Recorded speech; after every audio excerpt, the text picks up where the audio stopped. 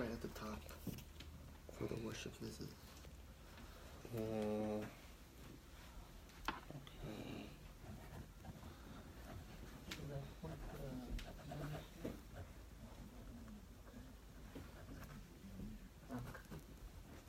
So tomorrow, Yeah. you're welcome to come tomorrow also. Oh, thank you. We have Yes, a thank family night, 5 o'clock. you. Okay. Yeah, so we'll have some And just like signature. Yeah. traditional food. And I could all fill the that. rest out. It's mostly questions from And me. if you have any, do we have the translation of the Quran in Yes. English? I had one. Beautiful.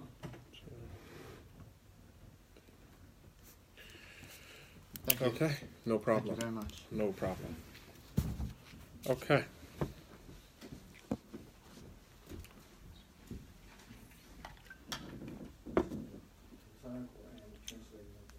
Oh, okay. Thank you. If you have any questions, don't hesitate. Give us a call. Thank you. Stop by. We'll be glad to talk to you. Yeah. Okay. الحمد لله رب العالمين والصلاة والسلام على أشرف الأنبياء والمرسلين وعلى آله وأصحابه أجمعين.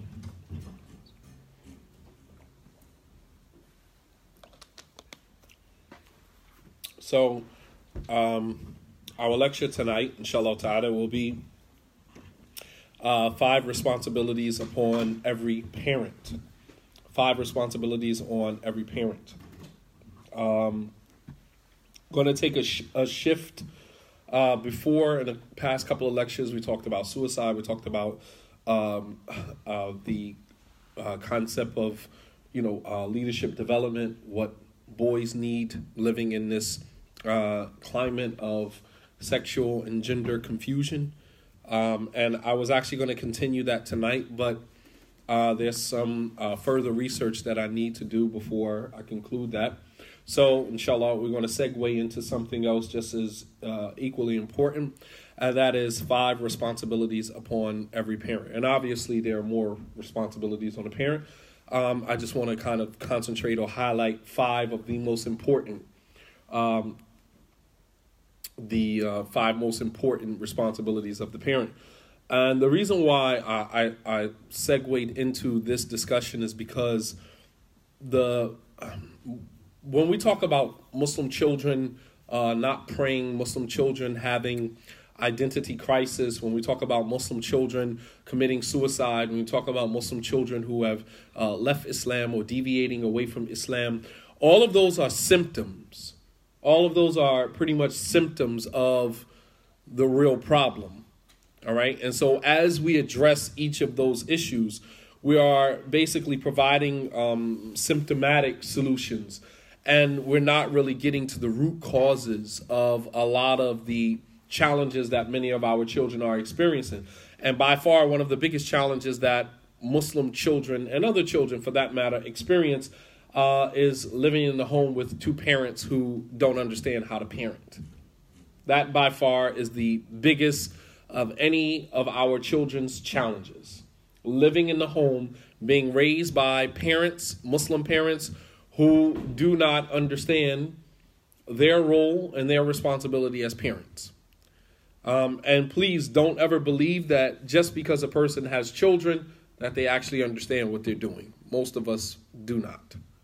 Most of us, especially those of us who are young parents, we just think it's cool to have a kid. We just think that it's, awesome to have a child and, to have a daughter. And I want a daughter and I want to dress her up like this and make her look pretty. And I want to have a son because I want to teach him football. I want to teach him this trade or this skill. And we're not really thinking about the details or the intricacies that should go into molding or help to mold this child to be a productive citizen in the society that we live in. Not just a productive citizen, but also a Muslim child who practices their religion. And so, inshallah ta'ala, I wanted to take some time tonight to concentrate on some of the responsibilities of the parent.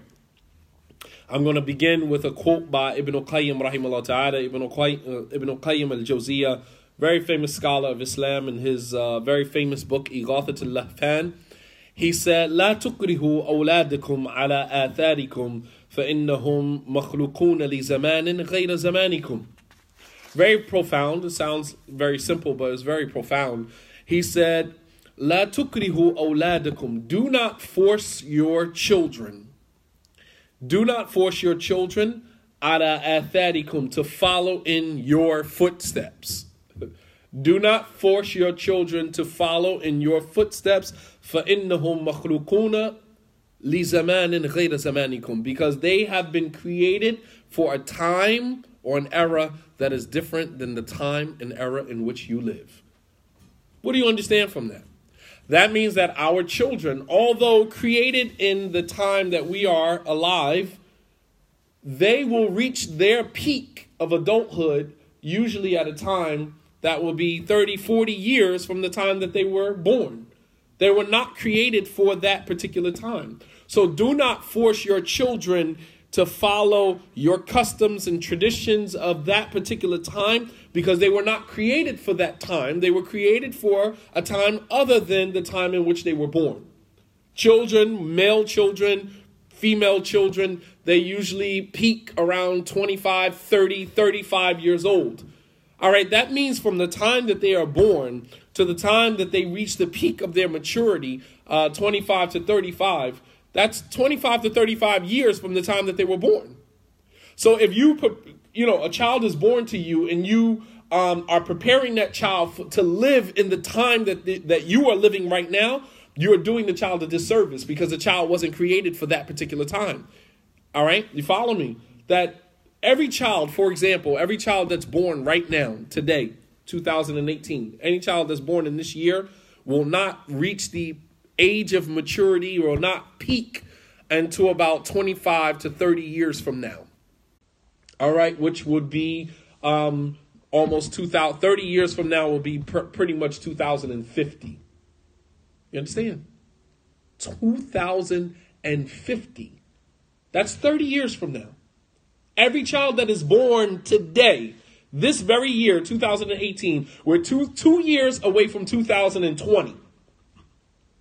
32 years from now, it'll be 2050, and every child that is born in this year will only be 32 years old. Think about that. If we are now in the age of cell phones, we're in the age of now they have these the contact lenses, right, where you can actually communicate through contact lenses. All right. And the technology is going to continue to increase. And if you think about it, if you pay attention, the more and more that technology increases, the more and more it becomes one with our bodies. Technology was designed, right? They say that there was 3 stages to technology. One was to get it in our hand. The other was to get it on our body. And the other was to get it inside of our body. The first they've already achieved with cell phones in your hand. The second they just now achieved with the watch, the cell phone that becomes a watch. And then, of course, the contact lenses, the shades where you can actually put now your Galaxy phone. You can put it virtual reality, right? So now they got it on the body. Now the next thing is to get it inside of the body, where now the technology is connected to our brain waves, connected to our physical energy and all of these other things. And better believe that that time is coming. 2050, the children that are born today in 2050 will only be 32 years old. So Ibn al-Qayyim's statement, so profound. He said, do not force your children to follow in your footsteps, because they were created for a time other than the time that you live in. And I don't really think that as parents, we are concentrating on how serious that is, because we prepare our children for right now. You need to do this. You need to do that. We're not thinking 20 years from now or 30 years from now when that child is going to be an adult. We're preparing the child to deal with what is in front of us today. And that is a problem. That is a problem. Ibn al-Qayyim, in another passage, he said وَكَمْ مِمَّنْ أَشْقَى وَلَدَهُ. And he said, how many parents actually do their children a disservice? He said, by being negligent of their tarbiyah, being negligent of nurturing the child and, fostering in the child good manners and, good beliefs. He said, وَإِعَانَتَهُ عَلَى شَهَوَاتِهِ. While we aid and assist our children in following their lusts and their desires. We think it's cute to buy a 5-year-old a cell phone. All right, we're giving them access to the entire world with one click of a button, and the child is 5, 6, 7 years old, and we think that that's cute. We buy them an iPhone, we buy the iPad, and we parade our children around amongst other children as if we've somehow arrived because our children have like the latest technology, right? So my child has an iPad, my child has an iPhone, and with just a click of a button, the child has access to a world that can be very dangerous. That can be very dangerous if not monitored properly. And we think that has somehow justified our arrival at some high level in our society. He said, how many parents have, basically destroyed their children by being negligent of those children and neglecting to nurture and foster good manners in the child and aiding and assisting the child in following their lusts and desires. وَيَزْعُمُ أَنَّهُ يُكْرِمُهُ. While the parent believes that he is honoring the child, وَقَدْ أَهَانَهُ. When in fact you have dishonored the child, وَأَنَّهُ يَرْحَمُهُ وَقَدْ ظَلَمَهُ. And the parent thinks that he is having mercy on the child when in fact you are actually oppressing the child. All right. He said, and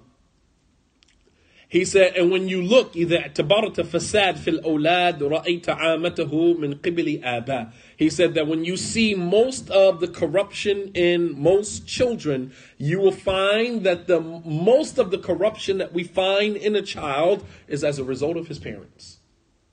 Most of the corruption that we find in the children is as a result of the parents. That doesn't mean that parents take all of the blame. Sometimes our children begin to expose certain behaviors, as we're going to show that there are some behaviors that are learned behaviors, and then there are behaviors that are innate. That's just a part of their DNA, part of their biological wiring, so to say. All right. And those behaviors that are learned behaviors, those are the behaviors that we are responsible for as parents. We're responsible to make sure that the behaviors that our children are learning in the home and from being around us as parents, that we create an environment that is conducive for their social and their moral upliftment, and not the opposite. He said, but in ending, he said, إِذَا تَبَرْتَ الْفَسَادِ فِي الْأَوْلَادِ رَأَيْتَ عَامَتَهُ مِنْ قِبِلِ آبَاءِ. He said that if you pay attention, if you notice that the corruption of a child, you will find that most of the corruption that is in a child is as a result of his own parents. The things that we expose them to. So this passage, as powerful as it is consistent with an incident that happened during the time of Umar ibn al-Khattab radiallahu anhu, the second Khalifa after the death of the Prophet sallallahu alaihi wasallam. When Prophet Muhammad died, there was a companion of his, Abu Bakr, who became the Khalifa for 2 years, and then he died. And then right after him became the Khalifa, or the Amir al-Mu'mineen, the leader of the Muslims during that time, Umar ibn al-Khattab. So a man came to Umar complaining about his son, about how disobedient his son was. All right. فَجَاءَ إِلَى عُمَرَ يَشْكُو إِبْنَهُ فَأَحْضَرَهُ عُمَرُ وَأَنَّبَهُ عَلَى أُقُوقِ لِأَبِيهِ. So Umar called the child, and Umar began to scold and reprimand the child for being disobedient to his father. So the child said to Umar, he said, Ya Amir al-Mu'mineen, alaysa lil-walid huquq ala abihi. He said, O leader of the believers, doesn't a son have rights over his parent, over his father? Doesn't a child have rights over his father? And Umar said, Bala, of course he does. And then the child said, فَمَا هِيَ يَا أَمِيرُ الْمُؤْمِنِينَ. What are the rights of the child over the father? And Umar radiallahu anhu, he said, أَن يَنْتَقِيَ أُمَّهُ يعني وَأَن يَخْتَارَ لَهُ أُمًّا صَالِحًا. That the first right that the child has over the parent is that you choose for the child a good mother, a righteous woman that will be a good mother to that child. This is the right of the child over the father even before the child is born. even before the child is born. The child has a right to have a righteous mother that will nurture him or her, that will protect him or her, and that will see having a child as an honor from God, an honor from Allah subhanahu wa ta'ala. And you think about that in retrospect or in relation to the society that we live in today, where people have one night stands and a woman ends up pregnant with someone who is a complete stranger. Right? There was no thought in that process. It was purely lust. I want to be intimate with this person. There's the act of intimacy, and then the person ends up pregnant by a complete stranger. And in some instances, some women actually go ahead and have the child. They have the child. Either they don't believe in abortion or whatever the case may be. They end up having the child anyway. But you think about that in relation to the society that we live in. How many people have had children by people and it was an accident? It wasn't even something that you were planning for. It just happened, right? We say it just happened, right? He said that the right of the child over the parent is that the parent chooses, the father chooses for him or her a woman that would be a righteous woman, all right? And yantaqiya lahu ummah, that he chooses for him a righteous mother. He said, well, and yuhsin ismahu, and he chooses for him a good name. All right. And the reason why choosing a good name for your child is important is because, as the scholars have a saying, kullu musamma lahu nasibun min ismihi, that every person that has a name has a share or a portion of his name. Whatever that name means, that the meanings of that name will manifest in the behavior and character of that individual. That's just the way that it goes. That whatever name your child has, whatever that name actually means, you will see that quality manifest in that child. Choosing a name for a child is very important. All right. And in this society, we kind of choose names that sound cute, that sound exotic, right? Especially in the African American community, we always go for names that are just, uber exotic. And we want a name that nobody else has, right? Regardless of whether or not the name has a meaning. And then when the child grows up and someone says, hey, that's a nice name, what does it mean? I don't know. I mean, just think about that. We're giving children names that have no meaning at all. Just sounds nice. That just shows you how superficial we are as a nation, as a nation of people, as sophisticated as we are, as technologically advanced as we are as a society. We are uber artificial and superficial. Everything. He said that you choose for the child a good name. He said, well, and yu'allimuhu kitab rabbihi, and that he teaches the child the book of his Lord. Teaches him the Quran. These are the rights of the child over the parent. Right? As I said in the khutbah, there's some people who don't even deserve the title father. Some people who just don't deserve that title. You have men who abandon their children their entire lives and then pop up out of nowhere once the child becomes an adult and now all of a sudden want to claim the title father. It's like, how do you do that? You are an absentee father the child's entire life. And then when the child decides, and this happens a lot in the Islamic community, when a woman wants to get married, right? When she's about to get married or is looking for a spouse, and then out of nowhere, here comes her biological father. Oh, I'm the wali. I'm the guardian over the daughter. I have more right or more say so as it relates to who she marries and who she does marry. It's like, but you were never around. How do you just pop up out of nowhere claiming, authority over someone, over a child that you never spent a dime on, you never spent any time with? I mean, the audacity. He says, so that you choose for the child a mother, you choose for the child a good name, and you teach the child the book of its Lord, of his Lord. All right, teaching them the book, the revelation, the Quran. So the boy turns to Umar and he says, Ya Amir al-Mu'mineen, inna abi lam yaf'al shay'in min dhalika. He said, oh, leader of the believers, he said, my father has never done any of those things for me. He said, as for my mother, he said, my mother is a fire worshiper, an idolater who worships fire. There's nothing honorable about that. He said, as for my name, she named me, Ja'dan or Ju'lan. She named me Beetle. Has no name to it. That's his name. All right. And he said, as for the Quran, Lam yu'allimni harfan min kitabillah. He has never taught me one letter from the book of Allah. Think about how many fathers right now, Muslim fathers that are out there who have multiple children and have never taught their children not one verse from the Quran. Not one. Not one. And Umar turned to the father and he said, لَقَدْ جِئْتَنِي تَشْكُو عُقُوقِ إِبْنِكَ. You came to me to complain about the disobedience of your son. He said, وَقَدْ أَقَقْتَهُ قَبْلَ أَنْ يُعَقِّقُكَ. He said, you were disobedient to your son before your son was ever disobedient to you. You came to me to complain about your son, right? You came to me to complain to me about your son. He said, but you were disobedient to your children, to your child, before your child was ever disobedient to you. Meaning, basically saying that what you are receiving from your child in terms of his disobedience is warranted.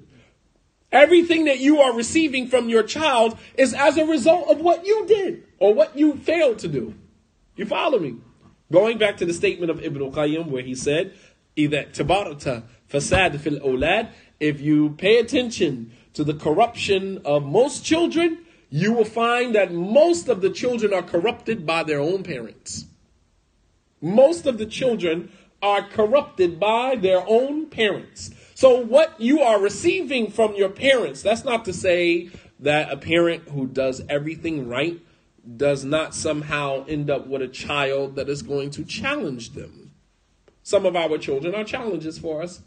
Right? Allah says in the Quran, وَجَعَلْنَا بَعْضَكُمْ لِبَعْضٍ فِتْنَةً أَتَصْبِرُونَ. We have made some of you a trial for others. What happened if you have a gay child, a child that ascribes to homosexuality? Like I said, some of our children are a test for us. Allah says in the Quran, يَا أَيُّهَا الَّذِينَ آمَنُوا إِنَّ مِنْ أَزْوَاجِكُمْ وَأَوْلَادِكُمْ عَدُوًّا لَكُمْ فَاحْذَرُوهُمْ.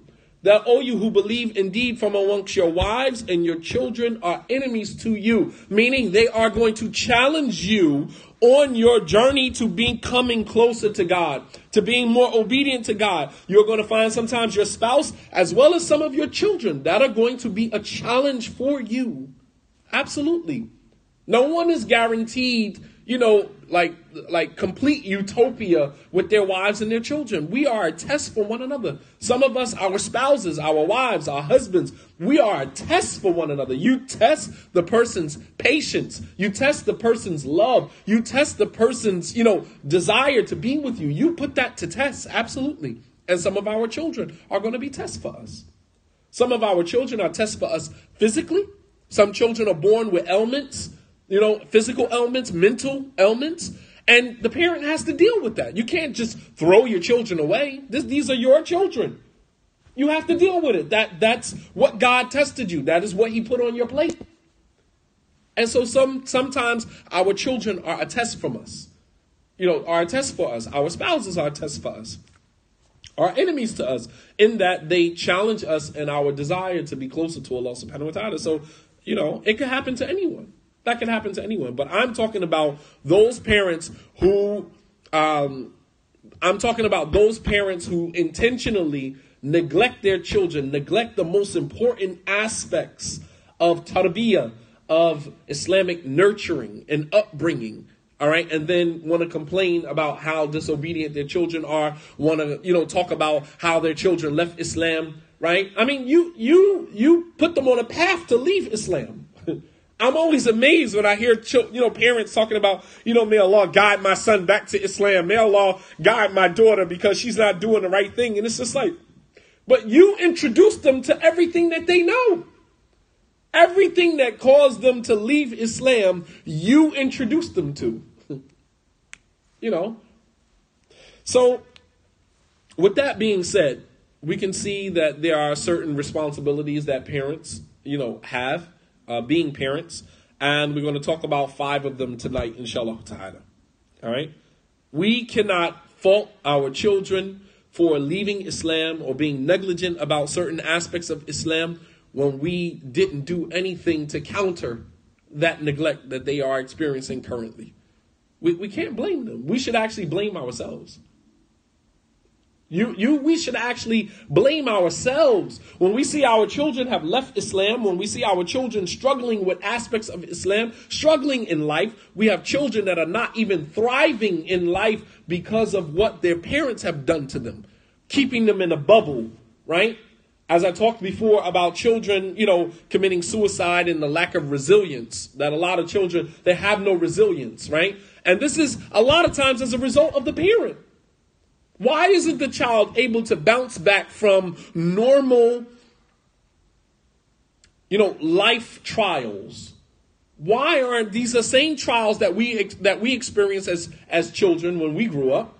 All right, we got bullied in school. Bullying went on. Bullying has gone on forever. But here now comes this phenomenon of stop school bullying, right? But school bullying is not the problem. It's what are we teaching the children that are being bullied? What are we teaching those children how to navigate these challenges? We're there on the scene to, defend. Mommy, daddy is there to protect you. But then what happens when they get into college, right? And mommy and daddy is not there. You have a large percentage of college students that suffer from depression, that use drugs, that use alcohol, that have reckless behavior simply because mommy and daddy took care of all of their problems when they were young. They never had to deal with anything because mom and dad was always there. Now you're in college all by yourself and you don't know how to function. You don't know how to function. When you were in high school and you got a C or a B, that wasn't good enough for mom or dad, right? So mom or dad went up to the school, challenged the teacher, and sometimes right in front of the child, right? Right? Challenge the teacher right in front. Well, my child deserves this. Well, I don't understand why he got an F, or I don't understand why he got a D. Challenge the teacher right in front of the child, right? Because you want to be put on your cape. You want to be Superman, Superwoman to protect your child. And then when you get into the university and somehow the child comes and gets a B or a C, and you remember all of that trauma from grammar school to middle school to high school, you're stuck with that trauma in college trying to figure out why isn't a B good enough. And it creates psychological trauma, man. We're not teaching children to be resilient, to thrive, even after they've had some type of mishap or had some type of, challenge in their life.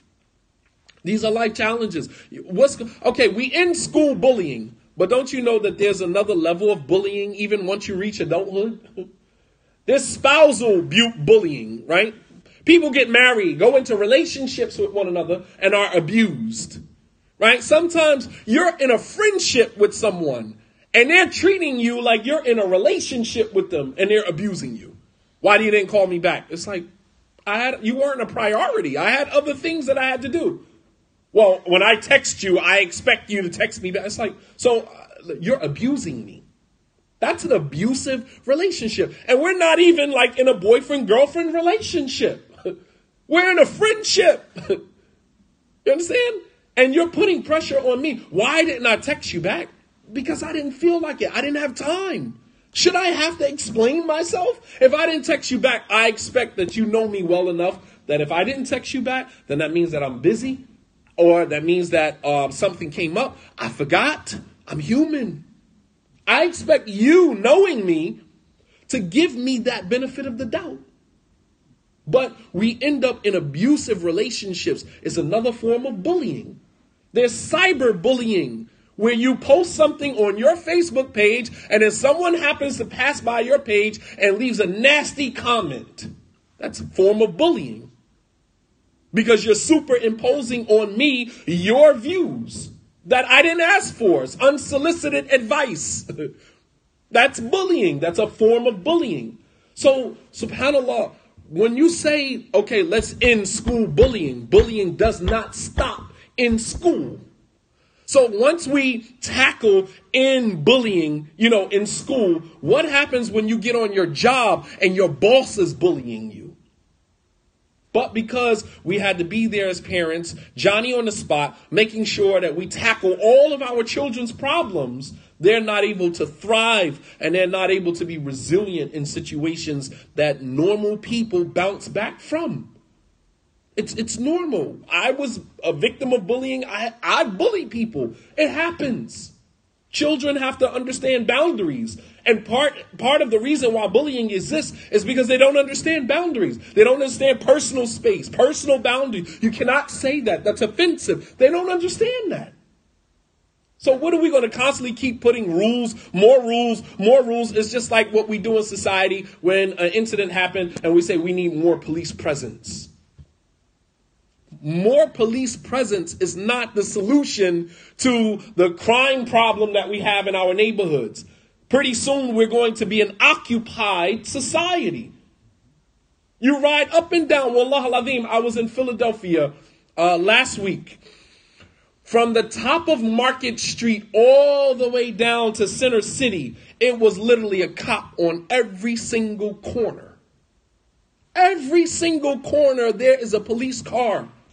I was just in D.C. last week. Wallah al-Azim, all the way up to 1 o'clock in the morning, all you hear is police sirens. There's literally a cop on every single corner. An increased police presence is not the solution to our problem. Because sometimes the police, the officials, they create more problems. They add layers to the problems that we already have. Because many of them are not trained in cultural diversity. Many of them are not trained in how to deal with, people with mental health issues. Their solution is to pull out a taser and tase, or to pull out a gun and shoot. And we're talking about somebody who has a mental health issue. I mean, that's not the solution. So here again, in school, adding more rules, adding more laws, bylaws, putting all of these rules and regulations and guidelines and penalties, right? We become very punitive as a nation. That's not the solution to the problem. Nonetheless, all right? As parents, we have to teach our children to be resilient. We have to give them tools and tips by which they can learn how to navigate the normal life challenges that, come to them. If we create an environment in schools where there's no bullying, absolutely no bullying goes on in school, mashallah, they escape that. Then when they get into adulthood, there's a whole nother brand of bullying that they are going to experience. Whether with their boss, your boss is bullying you. How does a boss bully you? Can someone answer that for me? Who has been a victim of bullying from their boss? Here it is. This is a work relationship, right? It doesn't go any further than that. You got me for 8 hours, and after that 8, I'm done.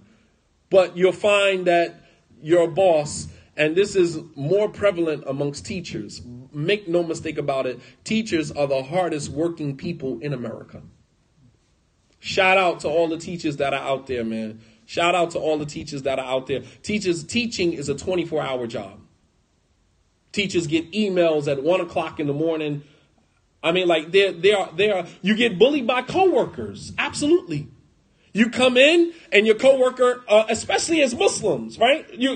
I'm uncomfortable around you. It's like, okay, so what do you want me to do?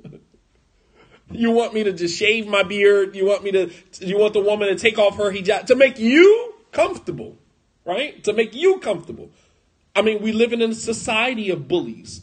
You get on a plane, right? Many incidents have happened on planes where a guy is on the phone with his mom and he says, "Assalamu alaikum," saying peace be upon you to his mother before he gets on the plane and pulls off. And the person sitting next to him or in front of him or behind him said, "Oh, he made me feel uncomfortable. Speak American." It's like, what the heck does that even mean? Speak American, right? Make America read again. Speak American. What does that even mean? So now he's being put off the plane, escorted off the plane because he uttered a phrase in Arabic that made someone uncomfortable. I mean, this is what we're dealing with. This is a society that we live in. Bullying goes on all around us. And if we're not teaching our children to be resilient, escaping the bullying in school is only half of the problem. You have a whole nother level of bullying that goes on in adulthood with friends, co-workers, at your job with your boss, in relationships with spouses. You have financial bullying. You have psychological bullying. You have physical bullying. right? You have so many different levels of bullying, man. All right, so the first thing, let's start with number one, from the responsibilities of the parent, is the first thing that we are responsible for as parents is, as it relates to our children, is to instill in them good character. Is to instill in our children good behavior, good character. All right? That is our responsibility. Islamic character is of the utmost importance, and it is the right of the child over the parent.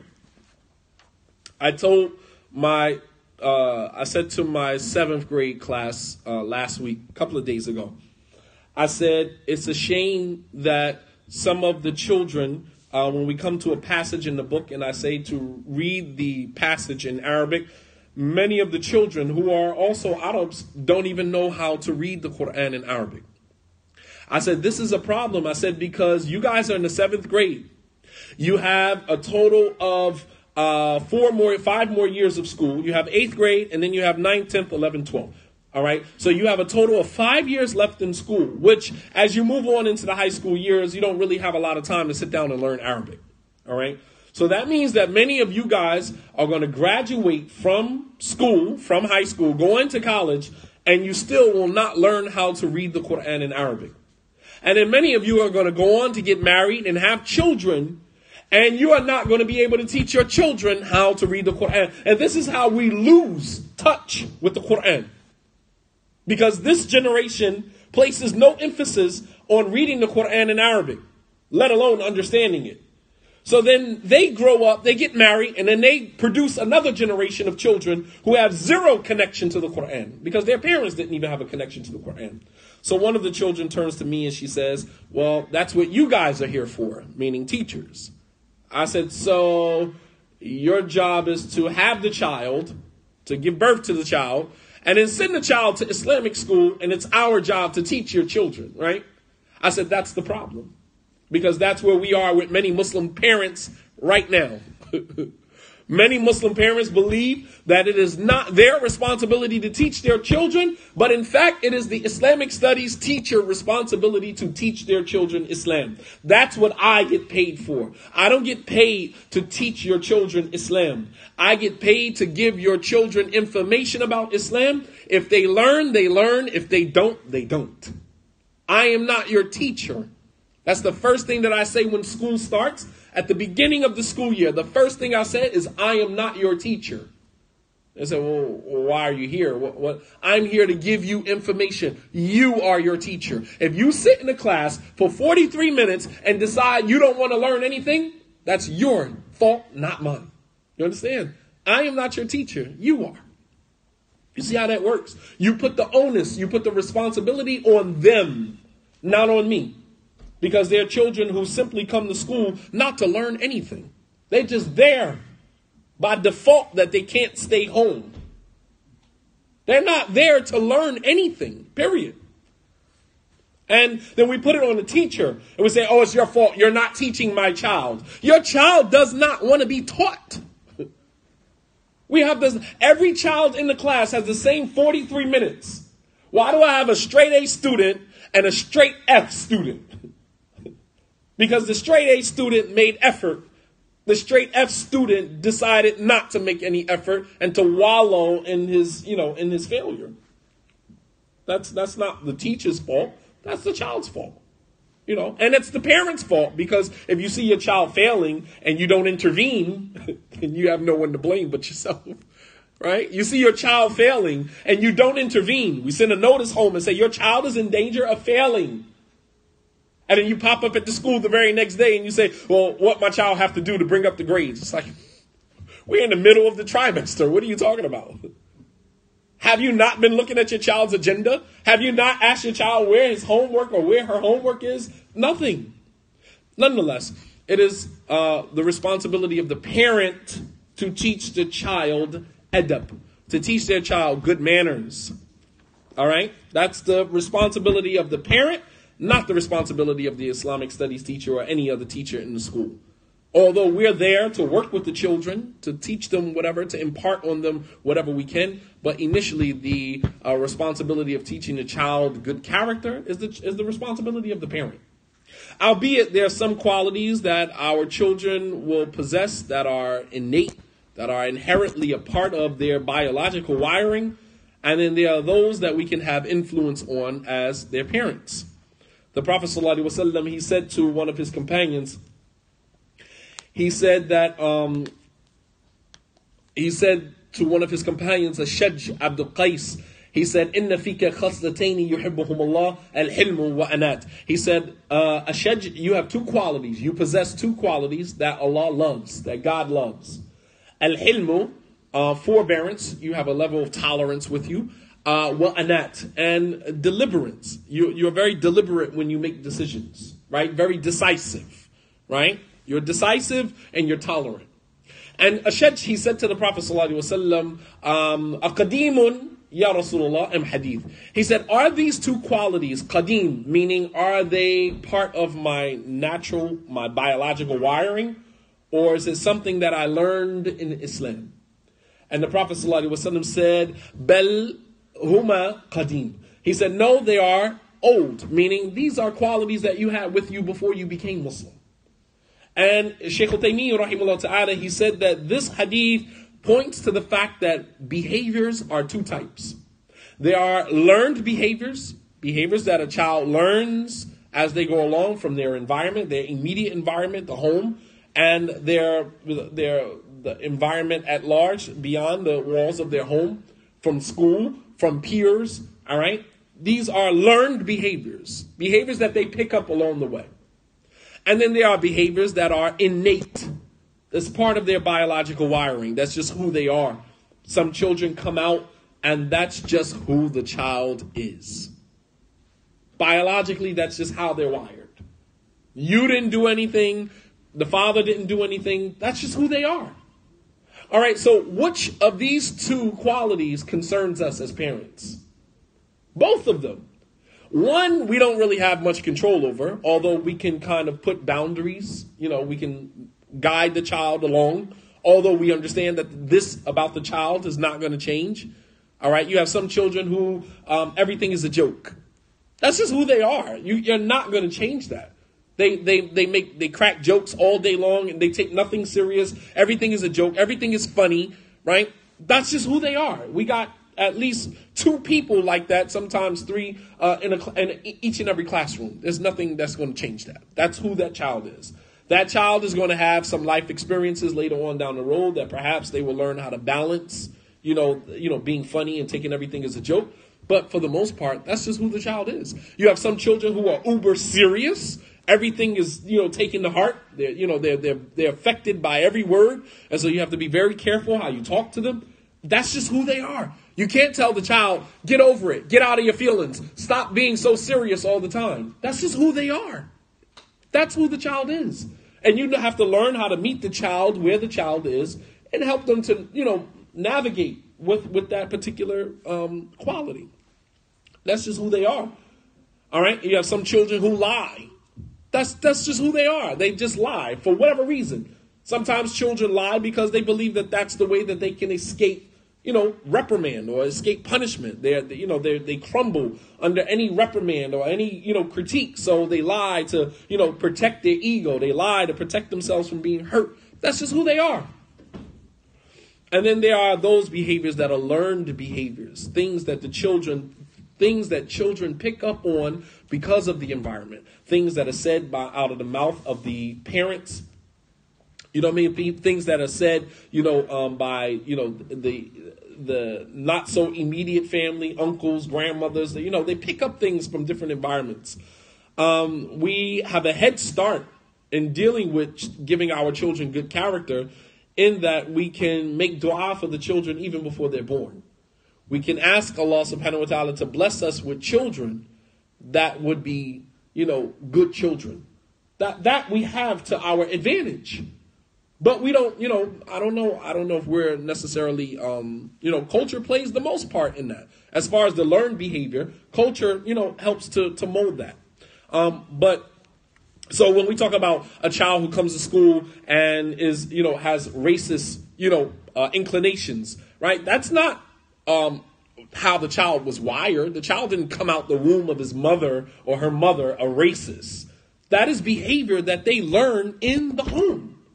That is behavior that is a learned behavior. We are taught hate. Children, if left alone, they will play by themselves. Fine. Black, white, Arab, it doesn't matter. If you leave them alone, all they want to do is play. They don't see color. They don't see that. All they see is, I want to play.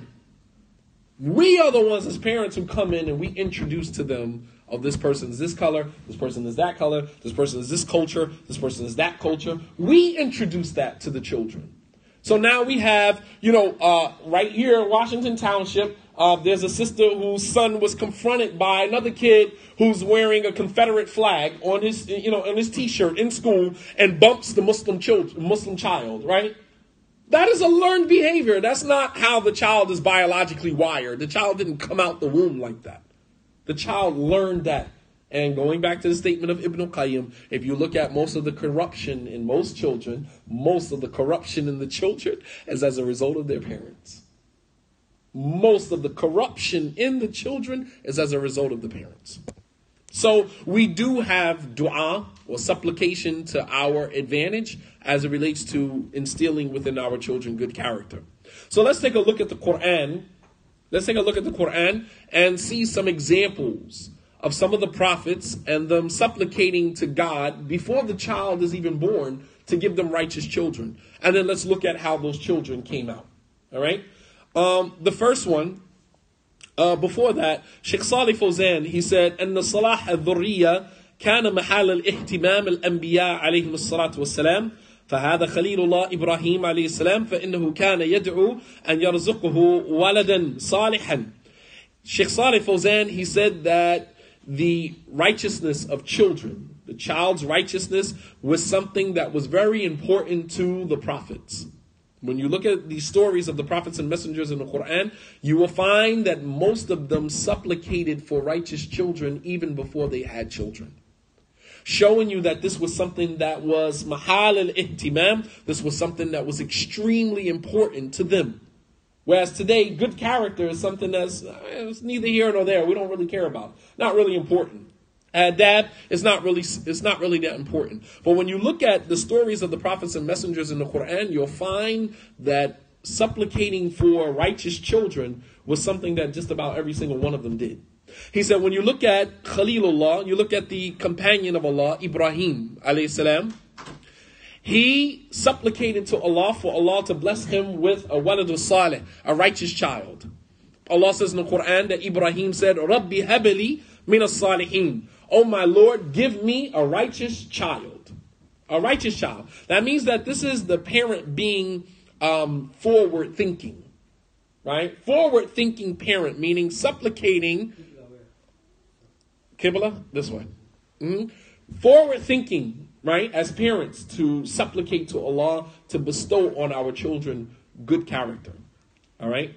So when Ibrahim, let me ask you, since we categorize behavior into two categories. We said there was one that was innate, our biological wiring, and the other one was learned behavior.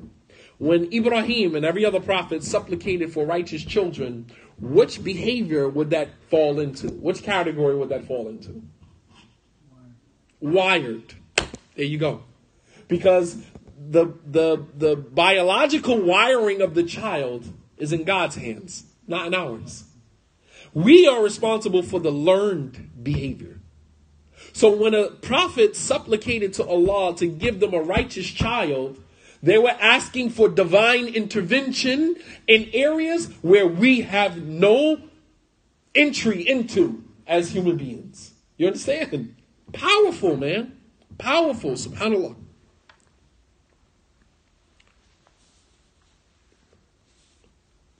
He's asking for essentially divine intervention in an area that we don't have any control over. The biological wiring is totally up to God, not to us. So when he said, Rabbi habali min as-salihin, oh my Lord, give me a righteous child, he's talking about the biological wiring of the child. All right. Another example, Zechariah in the Bible, Zechariah or Zechariah in Arabic, who was the father of Yahya, the father of John, right? He mentioned in a verse in the Quran, رَبِّ هَبَ لِي مِن لَدُنْكَ ذُرِّيَّةٍ طَيِّبَةٍ إِنَّكَ سَمِيعُ الدُّعَاءِ. Oh my Lord, give me righteous children, good children, right? Indeed, you are the hearer of supplication. And Allah subhanahu wa ta'ala said, فَاسْتَجَبْنَا لَهُ وَوَهَبْنَا لَهُ يَحْيَى. We responded to him and we gave him Yahya, we gave him John. وَأَصْلَحْنَا لَهُ زَوْجًا. And we rectified the condition or the situation of his wife who wasn't able to give birth to children. And Allah fixed that situation, right? وَأَصْلَحْنَا لَهُ زَوْجًا. And we rectified the condition or the situation of his wife and we gave him Yahya. And Yahya, as we know the story of Prophet Yahya, very righteous from the very beginning of his life. All right? Allah subhanahu wa ta'ala mentions in another verse in the Quran about Ibad al-Rahman. He said, وَإِبَادُ الرَّحْمَنِ الَّذِينَ يَمْشُونَ عَلَى الْأَرْضِ هَوْنًا. And the servants of Ar-Rahman, the most merciful, they walk on the earth in humility. And then he begins to talk about some of the qualities of those who are the servants of Ar-Rahman. Right? And one of the things he said, وَالَّذِينَ يَقُولُونَ رَبَّنَا هَبْ لَنَا مِنْ أَزْوَاجِنَا وَذُرِّيَّاتِنَا قُرَّةَ أَعْيُنٍ وَجَعَلْنَا لِلْمُتَّقِينَ إِمَامًا. And those who supplicate, those who say, oh our Lord, give us righteous wives, right? Give us righteous wives. هَبْ لَنَا مِنْ أَزْوَاجِنَا. Give us from our wives, وَذُرِّيَّاتِنَا, and our children, قُرَّةَ أَعْيُنٍ, that will be the pleasure of our eyes. Which is a metaphor for children and wives that will be good, God-fearing, right? That will cause us no hardship, no anxiety, right? Will cause us no grief, all right? قُرَّةَ أَعْيُنٍ, the pleasure of my eye, is a kinaya, is a metaphor, an surur wal farah, to give us children and wives that will bring us happiness, that will bring us tranquility and peace, right? In addition to this, the dua of the parent for the child is always answered. Allah always answers the dua of the parent for the child, right? Meaning, divine intervention doesn't start or stop with your dua before the child is born. Meaning, even after the child is born and you see certain qualities about the child that is, might possibly lead them down the wrong way, you can still ask for Allah's intervention.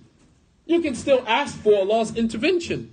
Right? It doesn't stop there that because the child is born and he possesses these type of qualities that's it, khalas, that's who he is. We can still ask for divine intervention. Allah says in the Quran, وَاعْلَمُوا أَنَّ اللَّهَ يَحُولُ بَيْنَ الْمَرْءِ وَقَلْبِ. And know that Allah comes in between a man and his heart. Meaning, God intervenes. God intervenes. He said, know that Allah comes in between a man and his heart. Meaning, God intervenes. And the Prophet ﷺ said, ثَلَاثُ دَعْوَاتِ مُسْتَجَابَاتِ لَا شَكَّ فِيهِنَّ. There are 3 supplications that will always be responded to, and there's no doubt about it. And one of those 3 is the parent for the child. Al-walid li-walidihi. The dua of the parent for the child will always be responded to. In addition to making dua for the children, in addition to making dua for the child, making sacrifices. Here's something that's very important. Something that we don't pay attention to. Let me start with the end and then I'll continue with the beginning. Our karma manifests through our children. You guys believe that? Our karma manifests through our children. What do our parents used to say to us all the time? Be careful how you treat me, because the way that you treat me, your children are going to do the same thing to you, right? Every single one of us has heard something of this nature from our parents. And that was because our parents, through their own wisdom, they understood that karma manifests in your own children. Karma manifests in your children. Be very careful how you disobey Allah. Some of the scholars in the past would say that I would disobey Allah and I would see the ill effects of my disobedience to Allah in the behavior of my wife towards me. immediately. You do something wrong, you commit a sin, don't think that that sin is not going to come back to you. And in some ways, the way that that sin comes back to you is the way that your wife treats you, the way that your children respond to you. There are divine things going on around us, divine intervention that is happening every single moment of our lives. Allah says in Surah Al-Rahman, كُلُّ يَوْمٍ هُوَ فِي شَأْنٍ فَبِأَيِّ آلَاءِ رَبِّكُمَا تُكَذِّبَانِ. Every day, كُلُّ يَوْمٍ, every day, هُوَ فِي شَأْنٍ, God is involved in some affair, intervening in some type of affair every single day. Every day there is divine intervention. Karma comes back to you. And you can call it karma. You can call it, the boomerang effect. What you put out into the world comes back to you. You can use whatever philosophy you want to use. The fact of the matter is what you put out into the world comes back to you. And sometimes it comes back to you through your children, whether good or bad. Allah says in the Quran, هَلْ جَزَاءُ الْإِحْسَانِ إِلَّا الْإِحْسَانِ. Is not the reward of good anything but good. Meaning when you do good, you get good. You put good out into the world, good comes back to you. Sometimes good comes back to you in a way that looks bad. You might say, well, I didn't do anything but good for this person, and this is the thanks that I get. Because the reason why it came back to you that way is because God was trying to teach you a lesson that not everybody is deserving of the good that you give out. You have to be selective. Right? That doesn't go, Sometimes people walk out of your life so that they can make room for someone else in your life. Sometimes a person walks away with money you loaned them and you never see them again. That was your way of paying them never to come back into your life. Lesson learned. No harm, no foul. I loaned you $200 and then you disappeared. I never heard from you again. You don't call me, you don't text me. I'm not chasing you. Basically, me giving you that $200 and you not paying me back was my way of getting rid of you. You understand? SubhanAllah. So sometimes we do good to people. We put good out into the world, and sometimes it seems like bad comes back to us. It's not the bad coming back to us. It's the lesson, a paid lesson. That was a lesson that you paid for, right? Not everybody is deserving of the good that you do for them. Not everybody deserves that. You have to be selective about the people that you do good for or do good to. So that's in terms of good. Sometimes the good that you put out into the world, it comes back to you. And without a doubt, the evil that you put out into the world, without a doubt, it comes back to you. All right? You may have a man who oppresses his wife, domestically abuses her, beats her, right? And then he leaves her. All right? And then he goes and marries someone else, or goes and he has a child with someone else. And that same child is the bane of his existence. You see how that comes back to you? You go and you have a child, you slip up and you have a child with your mistress, right? You cheating on your wife and she's giving you nothing but the best years of her life. And then you go and you cheat on her, you slip up, you have a child with your mistress, and your mistress takes you to court and is taking 80% of your paycheck in child support. That's your karma. Came back to you through the child. So, children, it's very important. It's very important for us to understand how, how the evil that we do in the world comes back to us. And sometimes it comes back to us through our children. So what am I saying this to say? I'm saying this to say that when you make sacrifices for God, you make sacrifices for Allah subhanahu wa ta'ala, then perhaps the sacrifices that you made for God will manifest in Allah blessing you with children that will be the delight of your eye. You understand? You made a sacrifice for God, and in return, God is going to compensate you by blessing you with children that is going to be the delight of your eye. That's the way that works, right? So I'll give you an example. There's an example in the Quran of this very same thing.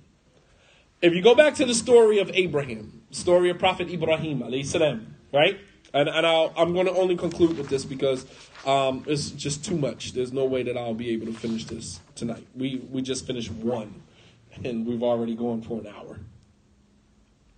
So go back to the story of Ibrahim. We're talking about making sacrifices for God in hopes that God would compensate us through our children.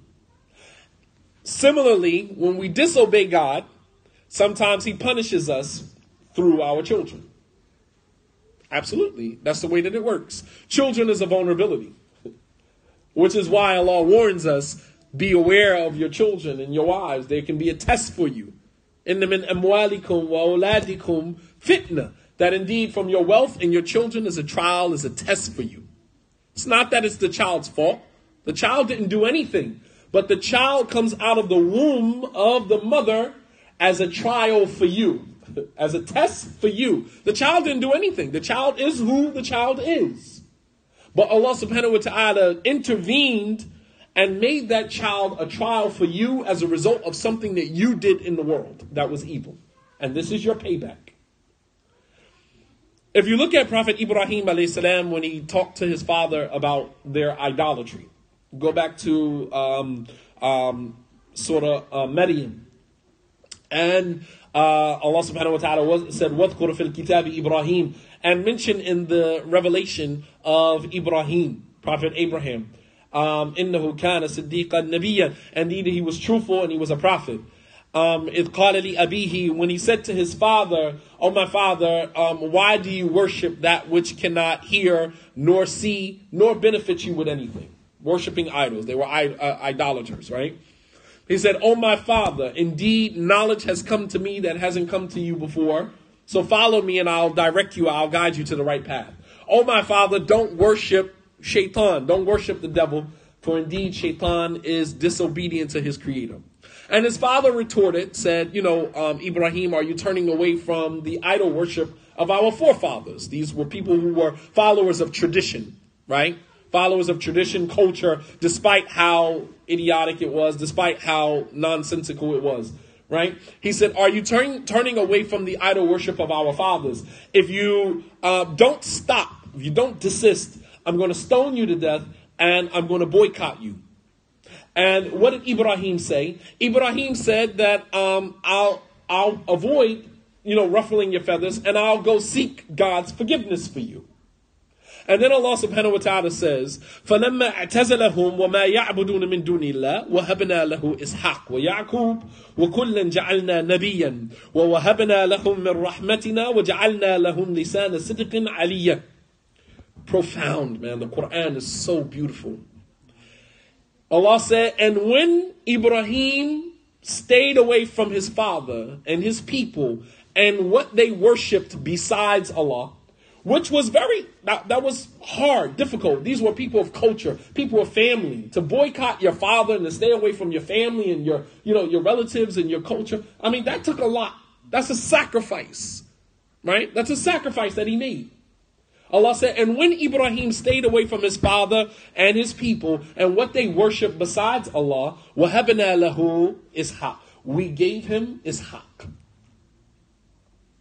We gave him Ishaq. We blessed him with a righteous child, Ishaq, and a grandchild, Yaqub. You see how the sacrifice that he made for God, La ilaha illallah. Subhanallah. The sacrifice that he made for God trickled over into 2 generations.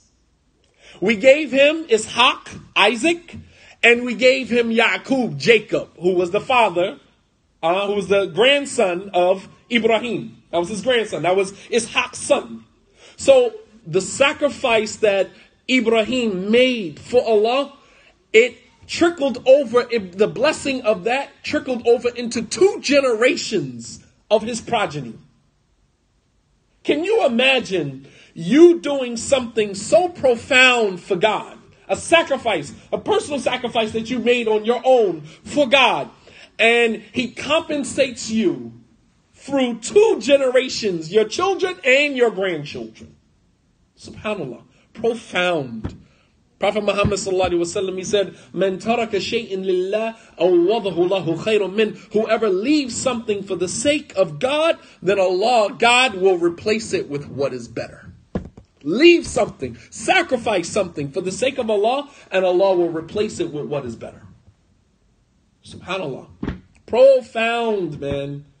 Allah said, and when he stayed away from his father and what they worship besides Allah, وَهَبْنَا لَهُ إِسْحَاقَ, we gave him Isaac, Ishaq, وَيَعْقُوب, and we gave him Jacob, وَكُلًّا جَعَلْنَا نَبِيًّا, and both of them we made him a prophet. Not only did he give them righteous children, he made both of them prophets. He said, and continuing, he said, وَجَعَلْنَا نَبِيًّا وَوَهَبْنَا لَهُم مِّن رَحْمَتِنَا, and we gave them from ourselves mercy. وَجَعَلْنَا لَهُمْ لِسَانَ صِدْقٍ عَلِيًّا, and that is the point of all of this. He said, and we gave them good reputations, meaning things that people said about them was nothing but good. You see what happens? You see what happens? When you make a sacrifice for God, God rewards you and compensates you for your sacrifices, the good that you put out into the world. Sometimes people had a hard life. You were nice to people. People took advantage of you. You're just a kind-hearted person. And Allah subhanahu wa ta'ala rewards you by blessing you with righteous children. And if that's what it takes to have a righteous child, then I think that many of us need to start thinking about the sacrifices that we need to start making for Allah subhanahu wa ta'ala. I mean, we're very selfish. We're very selfish. Making a sacrifice for God is like, unheard of. Like, we're not making no sacrifices for God. We make sacrifices for our own selfish agendas, right? If I got to go to jail in order to get money, I'll do that. I got to rob someone, to go and, live a lavish lifestyle and then go to jail for it. You have people who say, man, I can do 3 years standing on my head. 3 years in jail, that's a piece of cake. Because you would be willing to make that sacrifice for something that serves your own agenda. But to sacrifice for God? Now we're talking about something different now. You have Muslims who don't fast in the month of Ramadan. Don't fast at all. Day by day by day by day goes by. Day after day after day goes by in the month of Ramadan. Lashé. They don't fast. They can't make a sacrifice for God. You have people who come to Jumu'ah on Friday, and provided everybody doesn't have money, and we say, be generous with your sadaqah. We got a pocket full of money, and I'm going to walk right out, and I'm not going to give any charity, right? But then I'm going to go right outside, and I'm going to go buy an Islamic book. I'm going to go buy a hijab, an overgarment. I'm going to go buy a piece of cake. I'm going to go buy an ice cream. I'm going to go buy something from, self-serving, right? Self-serving agenda. But to sacrifice for God, nah, we're not going to do it. And and we have to ask ourselves, is this the reason why we are not having a lot of success with our children? We have righteous people who came before who made sacrifices for Allah subhanahu wa ta'ala. You had Imam al-Bukhari, great famous scholar in Islam, wrote the most authentic book after the Quran. Scholars have unanimously agreed that Sahih al-Bukhari is the most authentic book after the Quran. He went blind in his childhood, lost his eyesight as a kid. Imam al-Bukhari's mother, she told God, she said, Wallahi, she said, I swear to God, I'm going to stand up every night in prayer until you return to my son his eyesight. Until you return, she's talking to God. Until you, this is conviction, man. This is beyond faith. Faith is one thing. Conviction is something totally different. She's talking to God. I am going to stand up and pray and beg you every single night until you return to my son his eyesight.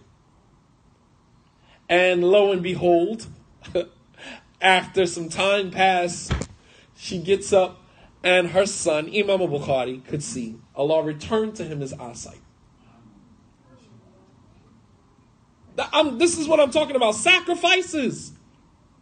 So we want to get to the root of the problems that we're having with our children. The root of the problem is us, the parents.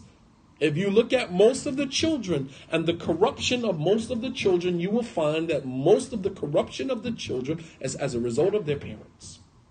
Going back to the statement of Ibn al-Qayyim. What we have done to our children. And we've created a cycle because we introduce our children to these things and the children leave Islam, deviate, and it creates anxiety. You know how many parents are crying right now because they can't figure out what did they do wrong?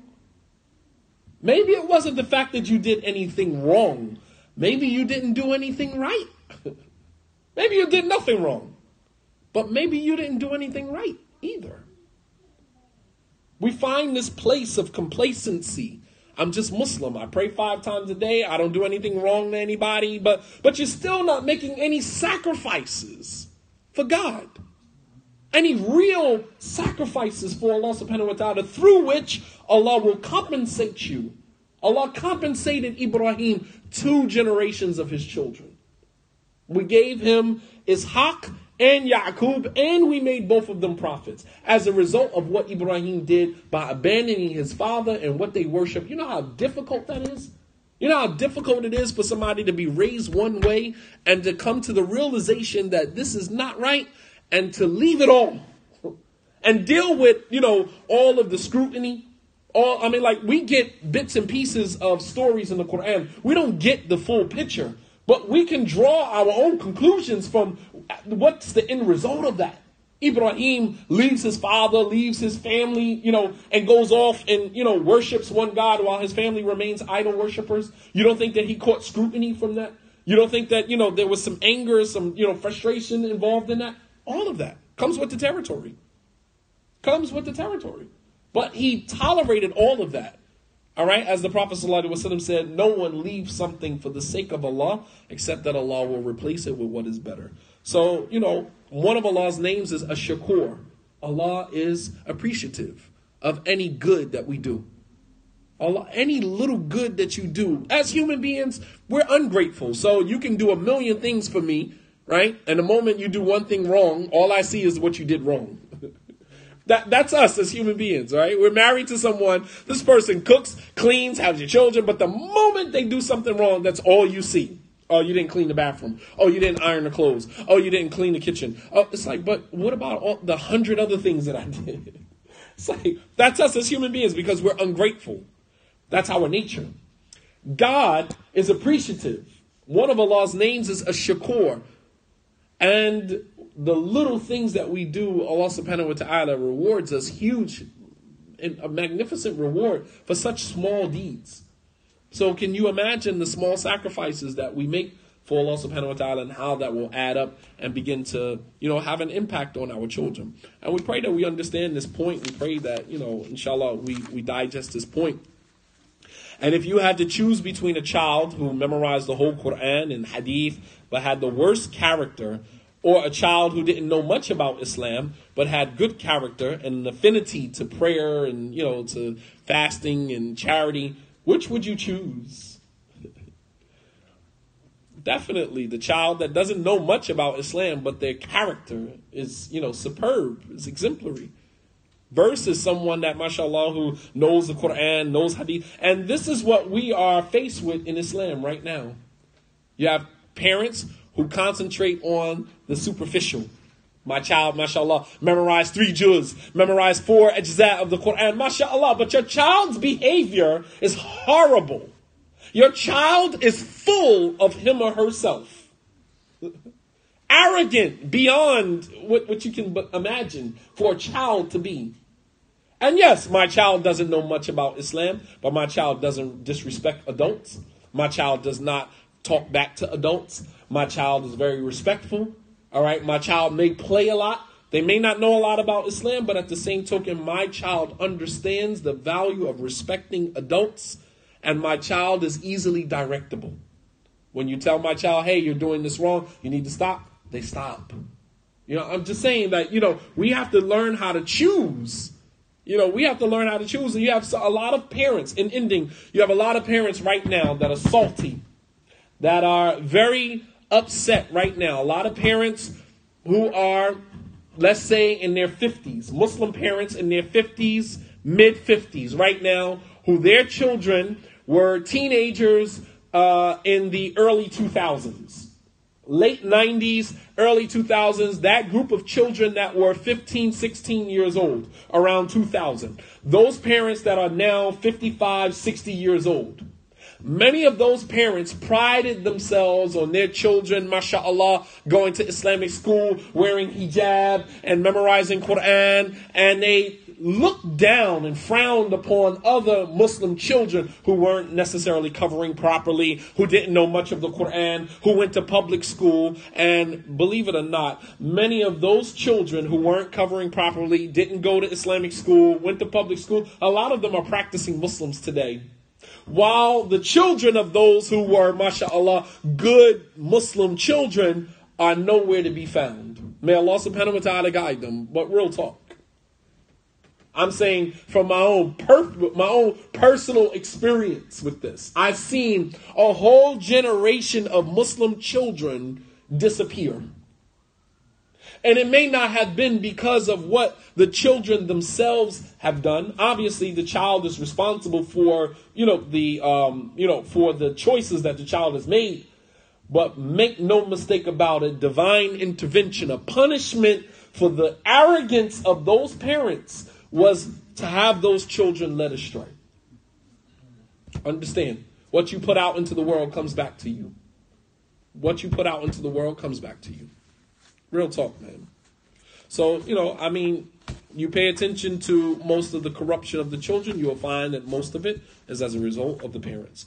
And Allah subhanahu wa ta'ala knows best. This is just one of the responsibility of the parent on the child, and that is to teach the child good adab.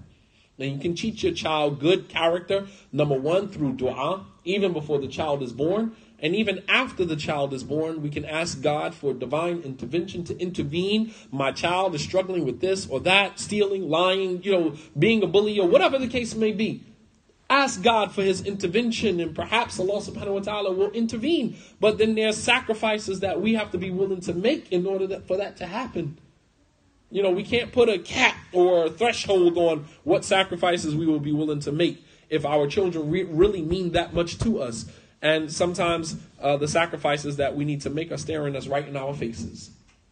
The sacrifices, someone can say, well, what sacrifices are you talking about? What sacrifices do we really need to make? Some of them are staring you right in your face right now. Things that we cannot get rid of, things that we can't stop doing, things that we have allowed to overpower us and have so much control over our lives right now. Those are the things that you need to start sacrificing. Think about it.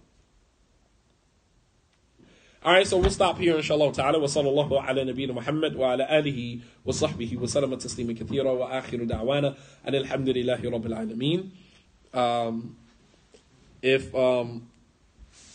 If there were any questions or comments about what was presented, please feel free to ask. Inshallah, we have just a few minutes for a few questions, inshallah. Were there any questions or comments? More so of what was presented.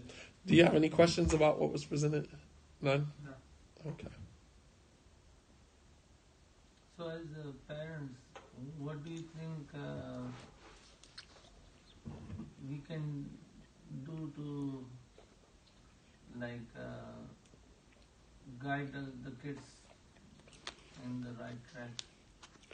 What are some of the things that parents can do to guide the children on the right path? He said, what are some of the things that parents can do to help keep their children guided on the right path?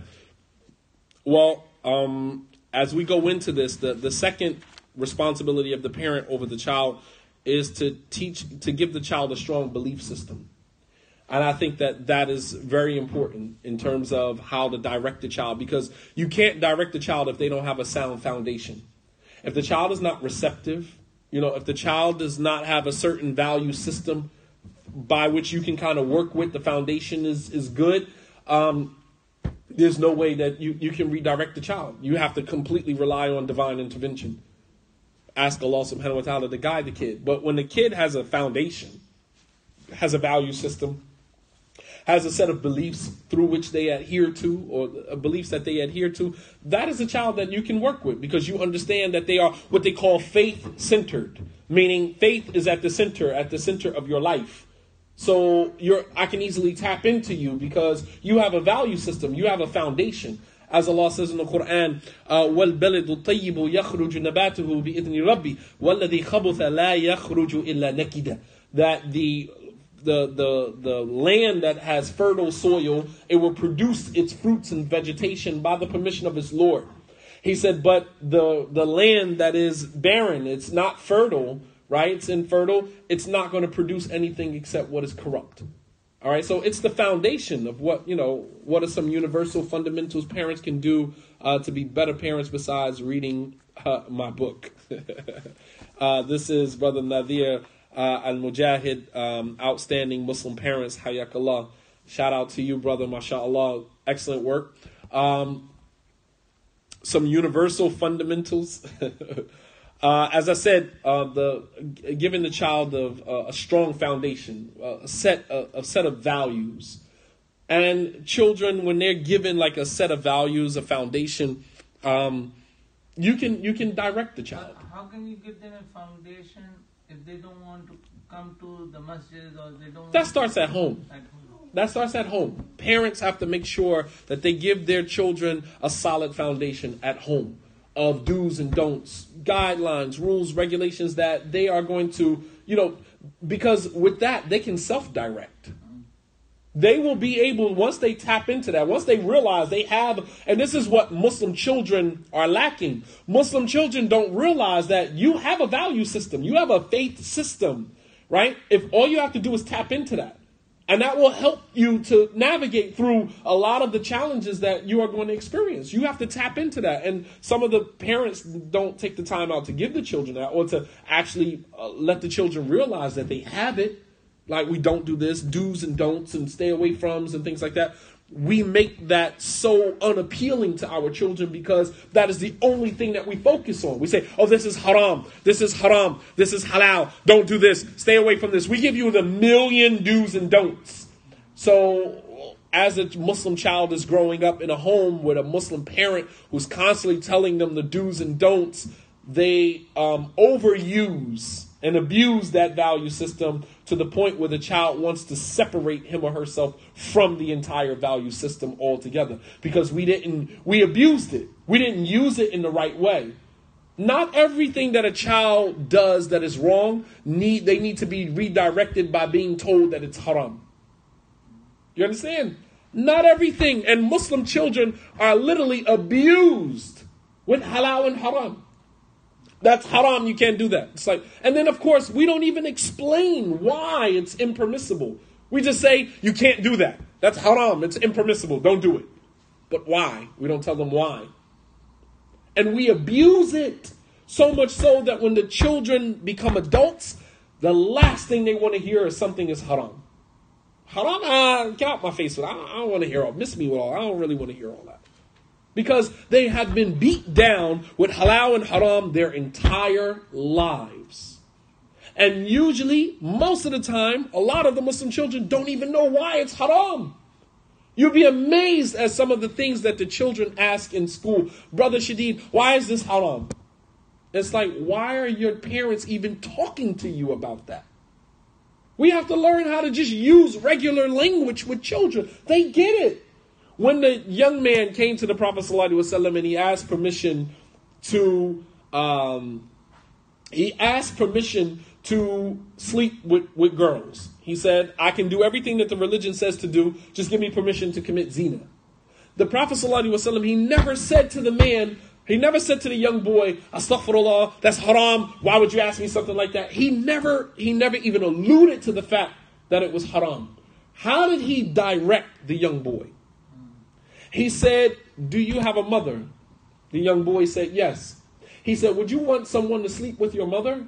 The young man said, no. He said, well, then likewise, people have mothers and people don't want people to sleep with their mothers. He said, do you have a sister? He said, yes. He said, would you want someone to sleep with your sister? He said, no. He said, well, then likewise, why would you think it's okay to sleep with somebody else's sister, but not think it's okay for somebody to sleep with your sister? And he never said the word haram. He never used the word haram, ever. In that entire dialogue, he never said that it was impermissible. We have to learn how to speak to our children in normal language without identifying everything as halal and haram, black and white, sunnah, bid'ah. That's the way that we've cultivated this generation of children. And we've abused them with terminologies that many of us don't even understand. I've many Muslim children who will say, oh, that's haram. And you're like, where you get this haram? I'll give you an example. Urinating while standing. We'll tell someone very quickly, this is haram. It's haram to stand and urinate. Basically, what you're telling me, when you say that it's haram for me to stand and urinate, you're telling me that if I stand and relieve myself, God is going to punish me. Think about that. Just think for a second. How that psychologically traumatizes a child, that we are trying to foster a relationship between that child and God. But every time the child turns around, we're threatening him or her with God. It's counterproductive. It's counterproductive. Counterintuitive. You're telling the child, why not simply say to the child, it would be better if you sat down and use the bathroom, without even using the word haram. And it's to the point where the children use these terminologies now, and that's the way they communicate with one another. Oh, astaghfirullah, that's haram. This is the way they communicate with one another. And we are psychologically traumatizing one another. At the same token, we're trying to foster in that person a relationship with God. It's counterproductive. A person who has his pants above and will say, astaghfirullah, that's haram. We don't know if the person's a new shahada. We don't know if the person decided to go with a different view or different opinion of the issue. Nothing. We just immediately rush with that's haram, and we instill psychological trauma in people. The Prophet ﷺ, he never did that. I'll give you another example. There was a man who had a gold ring on his finger. Hadith is in Sahih Bukhari, right? And we know for Muslim men, it is not permissible for us to wear gold or silk, right? The Prophet ﷺ looked over and saw the man had a gold ring on his finger. The Prophet ﷺ didn't say, astaghfirullah, that's haram. He walked over to the man and he took the ring off of his finger and he threw it. And the man was like, okay, all right. Umar told the man, go get your ring. The Prophet ﷺ, he threw it because it's not permissible for you to wear it. But that doesn't mean that you got to leave it on the ground. You can go get it and go sell it, make money off of it. And the man said, no, I'm not going to go get something that the Prophet threw. If he threw it, then it showed that his, dislike for me to do that, for me to do that. So I'm just going to leave it. I'm not going to go get it. Leave it as it is. The Prophet ﷺ never went up to the man and psychologically traumatized him. He never said, astaghfirullah, that's haram. You know better than that. Right? He never did that. The man, hadith is in Sahih Bukhari, the man who came to the Prophet ﷺ during Ramadan and said that he had sexual relations with his wife during the day in Ramadan. Right? He knew it was wrong, which is why he came so remorseful. He knew it was wrong. So it's not a matter of you knowing the difference between right and wrong. We're human beings. We're going to make mistakes. It's not a matter of, astaghfirullah, you should know better than that. I'm still human. I'm still human. I'm still persuaded sometimes by my lust, my desires, by the whispers of shaitan, peer pressure. I'm still persuaded by the normal vices that human beings are persuaded by. Don't take me out of the category of being human. We have not allowed each other to be human. We have to function like robots. And it's sad, man. It's sad because we're creating cycles of traumatizing, psychological traumatization in our communities. All right? Sister Zakiya, may Allah subhanahu wa ta'ala preserve her, just actually released a book about this. Nobody taught me, I'm forgetting the whole title of it, but she's basically talking about the trauma that we are transporting, that we are, passing out in our communities because of our approach to this whole issue of something being halal or haram. All right?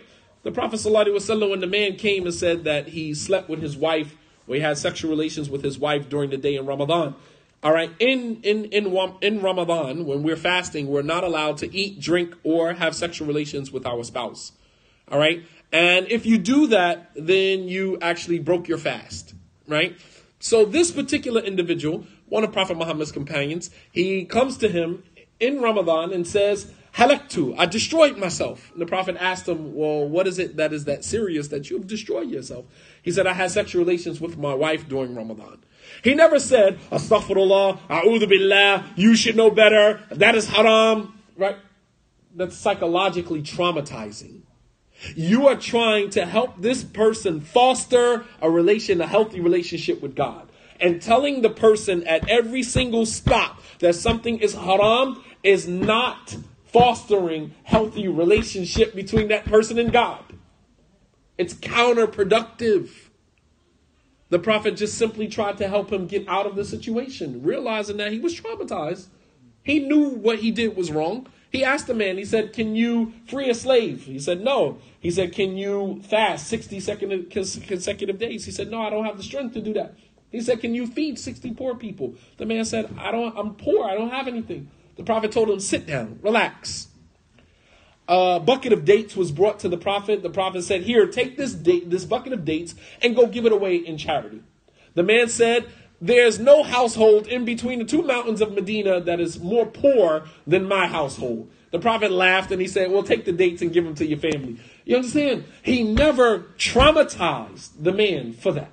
Never. He never traumatized him. But we do it every single day. Even to the point where our children, I work with Muslim children, and I hear all day long, "Oh, that's haram." Basically, I'm going to be punished by God for this.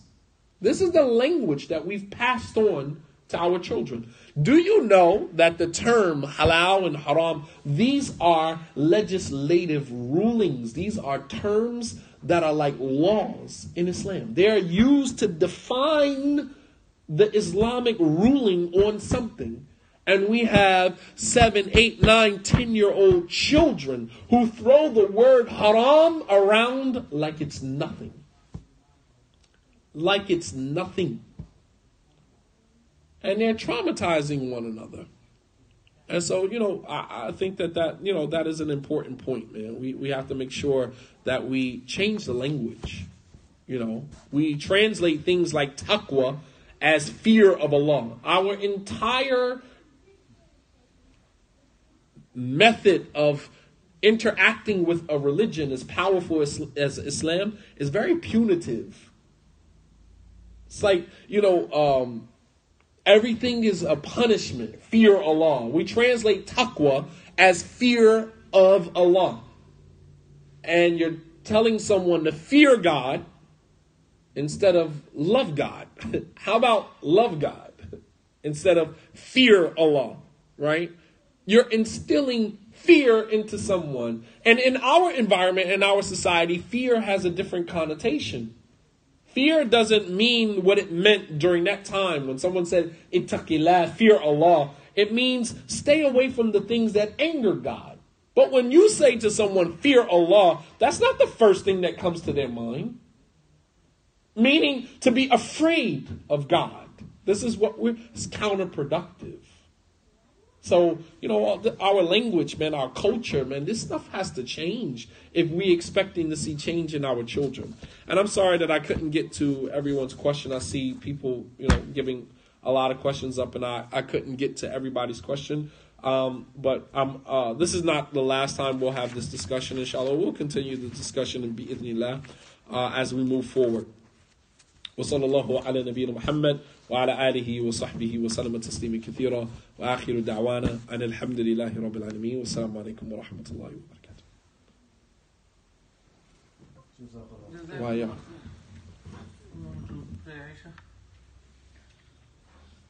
Good lecture, huh? It's cold. Yeah, it's cool. How much is it? 74?